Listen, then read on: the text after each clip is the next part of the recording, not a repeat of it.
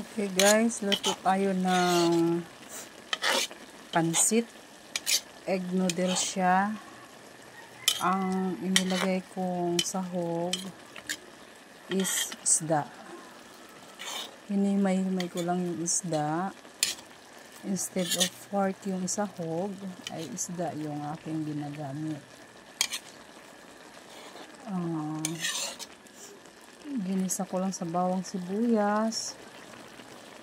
At nilalagyan ko ng dahon ng malunggay para may gulay. Lagyan ng asin, paminta, at saka oyster sauce.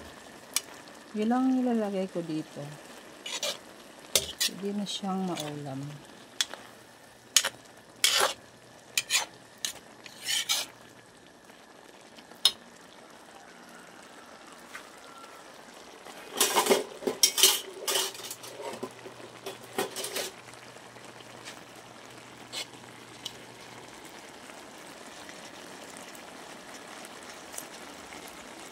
Pwede na siya. Piniritong isda lang yung sinahog ko dito. Hinimay-himay ko lang siya. At igigisa ko na siya sa bawang sibuyas. Lagyan ng sabaw para mayroong kasip-sip yung noodles. Yun yung kanyang need. Ito na yung gawa niya. Noodles.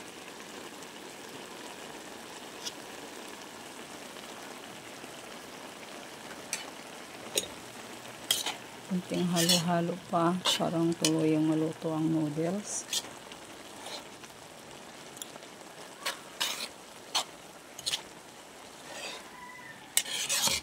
Ulam na.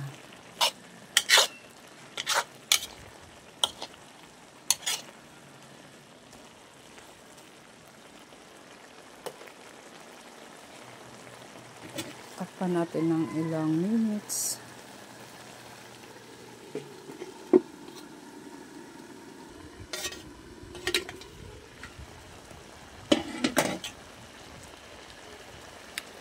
Ayan, medyo na-absorb na yung tubig na sabaw sa ating noodles.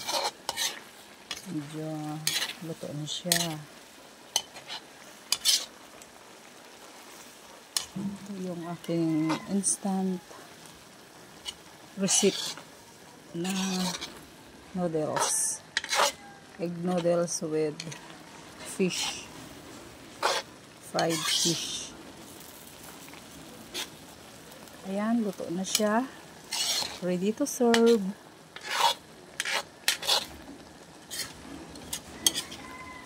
Ready to serve.